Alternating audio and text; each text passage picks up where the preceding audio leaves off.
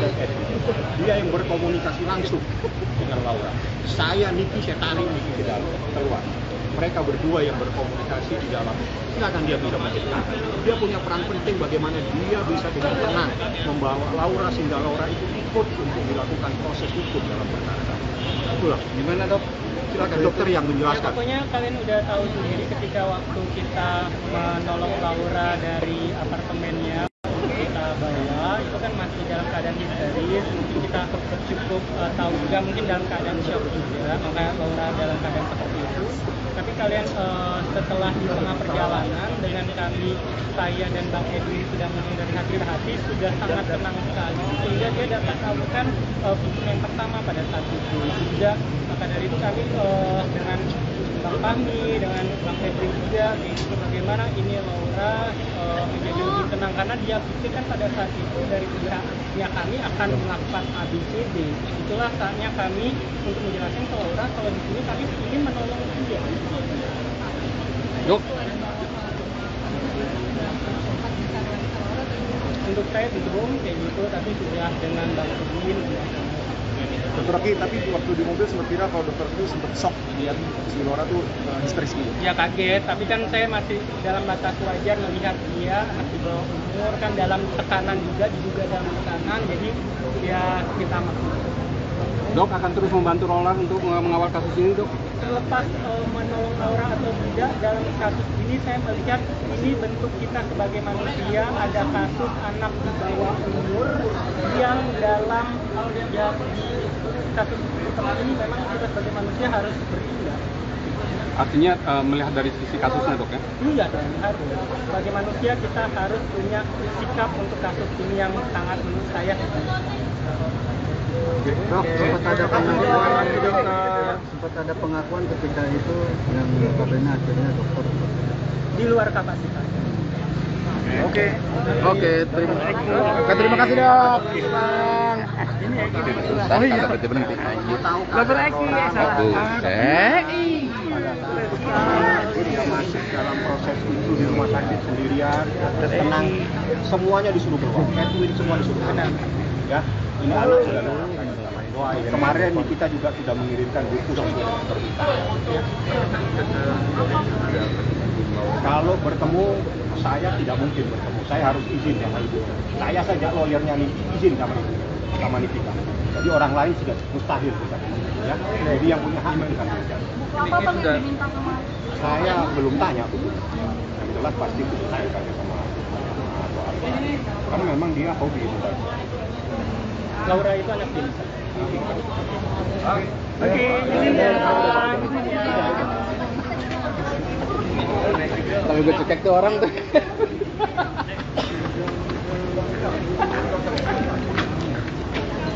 Udah.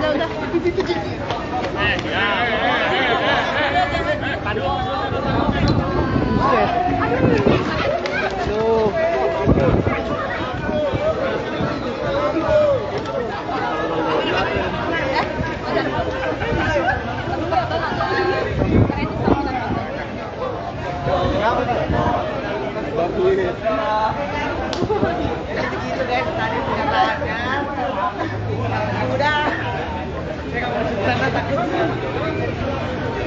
Jeng, lu gak nyorot kan?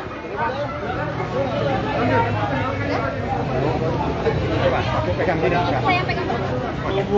Pegangin gua. Oke. Kita bisa konten dulu ya. Yang harus bertanggung jawab atas kejadian itu prosesnya. Dalam terkait dengan perkara ini, apakah prosesnya seperti apa? Alangkah baiknya ke Humas, karena semua proses itu sudah diserahkan ke Humas. Humas banyak tahu, dan saya tidak mau menentang. Saya tidak ingin mendahului. Ya baik pemirsa, selamat sore, kembali lagi bersama saya Raffi Wardani. Saat ini saya tengah mengawal pemeriksaan Fadil Bajide terkait laporan yang dilayangkan oleh Nikita Mirzani di Polres Metro Jakarta Selatan perihal kasus dugaan pencabulan anak dan aborsi pemirsa. Sekitar jam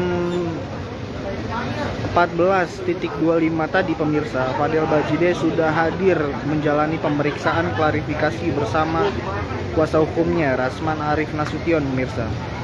Saat ini Fadil masih menjalani pemeriksaan dan baru tadi kita dengarkan wawancara bersama pihak Nikita Mirzani terdiri dari kuasa hukumnya Fahmi Bahmid dan juga salah satu sahabat Nikmir yaitu Dr. Oki Pratama pemirsa, di mana kehadiran mereka untuk mengawal pemeriksaan Fadil selaku terlapor pemirsa. Fahmi mengatakan tadi juga sempat ditegaskan pemirsa bahwa laporan Nikita Mirzani tidak akan berujung pada restoratif justice alias jalur damai. Artinya Nikita Mirzani mantap melanjutkan proses hukum yang ada dan tidak ada mediasi antara kedua pihak pemirsa. Sementara kehadiran Dr. Oki juga bersama asisten Nikita Mirzani Mail Syaputra untuk tentunya mengawal pemeriksaan Fadil hari ini, sekaligus untuk memberikan dukungan kepada Nikita Mirzani tentunya pemirsa atas apa yang dialami oleh anaknya Laura Mizani Mawardi.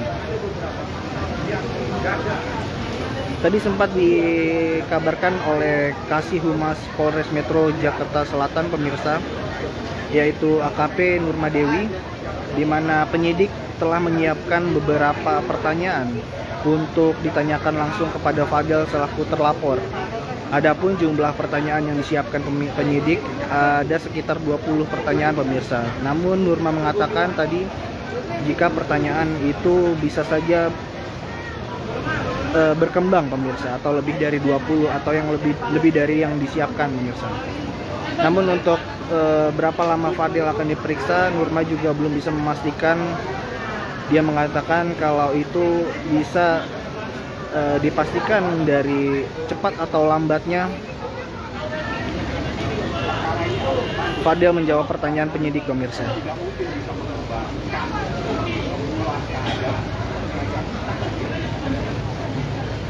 Di sekitaran Polres Metro Jakarta Selatan juga banyak teman-teman awak media pemirsa yang terus mengikuti perkembangan kasus dari laporan Nikita Mirzani. Adapun Laura Mizani Mawardi sendiri pemirsa tengah berada di rumah aman, di mana di sana dia menjalani sederet pemeriksaan baik fisik maupun psikologis.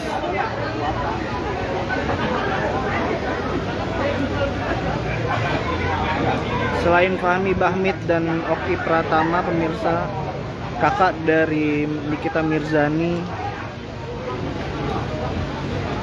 Edwin Agustinus Ray juga ikut mengawal pemeriksaan Fadil hari ini pemirsa.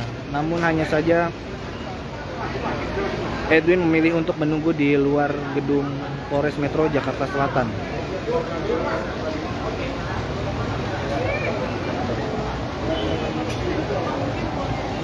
Adapun kemungkinan Fadil Bajide menjadi tersangka hari ini usai diperiksa, tadi AKP Nurma Dewi juga sempat menjelaskan pemirsa jika hal itu belum bisa dipastikan karena pihak penyidik sendiri masih mendalami kasus yang dilaporkan dari Nikita. Adapun tahap-tahap yang dilakukan penyidik berupa pengumpulan barang bukti pemirsa, kemudian juga pemeriksaan para saksi, lalu tentunya menggali kesaksian dari Fadil sendiri pemirsa.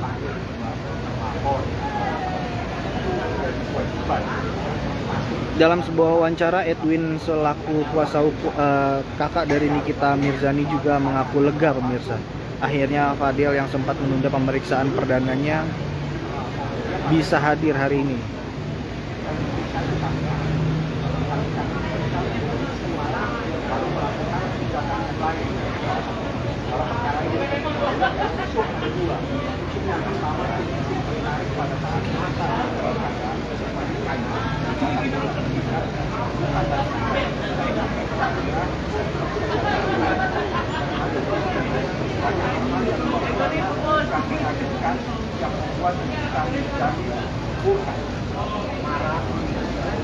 Dan dia gerak.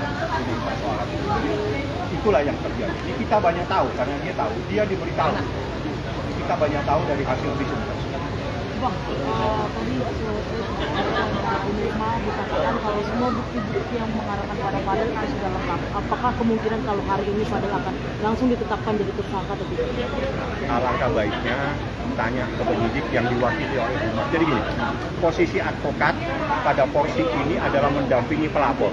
Kewajiban saya itu melihat proses hukum ini berjalan sesuai dengan KUHP supaya tidak ada persoalan hukum di kemudian hari. Kami menyiapkan, membuktikan laporan kami dengan mendatangkan saksi. Kami membuktikan laporannya ini dengan mendatangkan bukti, menyampaikan bukti-bukti tersebut, termasuk visum.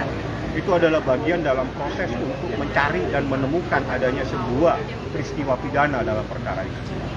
Bang, tadi sempat pas Rasman datang dikatakan lagi-lagi dia mengatakan Nick Mir juga sebenarnya salah karena melantarkan anaknya di UK selama 2 tahun. Ini nih, jadi laporan polisinya itu ada di atas saat ini ditangani oleh unit di atas di lantai 3. Laporannya kita itu terkait dengan perlindungan anak, terkait dengan undang-undang kesehatan. Fokuslah kepada persoalan itu, bagaimana orang yang dilaporkan mempersiapkan diri. Cuma saya kasih bantuan, saya bantu dengan bahwa peristiwa itu terkait dengan dugaan tindak pidana kejahatan terhadap anak, laporannya ada di atas. Berarti laporan yang di bulan April juga ada di atas, Bang? Itu merupakan satu peristiwa. Jadi laporannya satu, dugaan tindak pidana kejahatan terhadap anak di bawah umur yang diatur dalam Undang-Undang Perlindungan Anak dan Undang-Undang Kesehatan. Nah, itu fokus ke sana saja. Jadi saya tidak akan menanggapi hal-hal yang tidak ada relevansinya dalam perkara ini. Tugas saya sebagai kuasa hukum Nikita, juga rekan saya ini, adik saya ini juga sebagai kuasa hukum Nikita, tugasnya mendampingi Nikita untuk mencari keadilan buat anaknya terkait laporannya dia, terkait dugaan tindak pidana yang dilakukan oleh oknum seseorang terhadap anaknya yang di bawah umur, di mana dugaan perbuatan tersebut menurut Undang-Undang Perlindungan Anak adalah kejahatan. Keluarga seperti itu. Ya, Bang, kabarnya juga Fadel akan mengajukan restoratif justice. Mustahil. Sudah.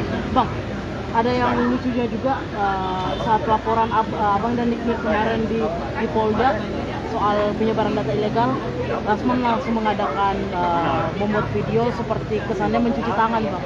Katanya itu adalah pilihan dari Fadel sendiri menyebarkan hasil rescue. Padahal setahu saya lawyer itu bertugas sebagai memberikan saran kepada klien, mendampingi klien. Tapi ini kok kesannya kayak mencuci tangan seperti apa? Saya tidak akan menanggapi rekan saya sendiri. Itu bagaimanapun juga. Kita advokat di seluruh Indonesia itu adalah rekan.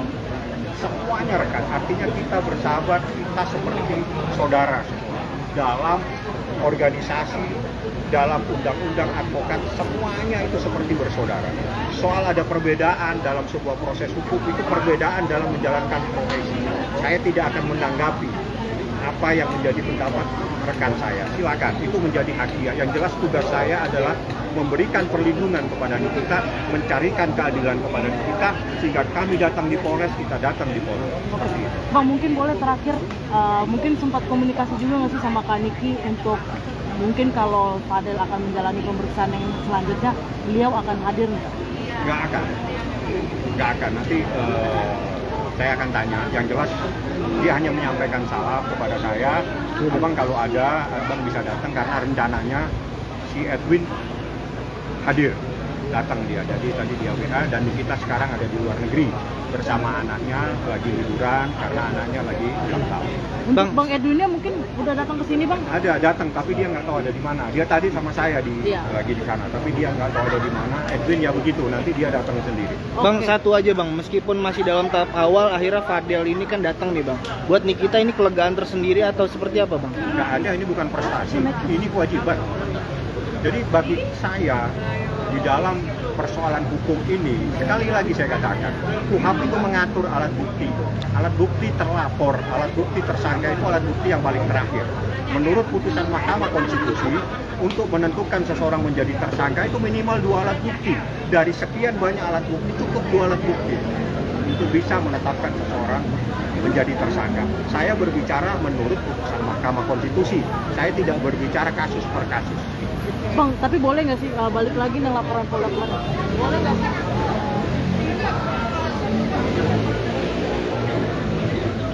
Baik pemirsa Sindo, kami masih memantau perkembangan dari pemeriksaan Fadil Bajide sore hari ini pemirsa.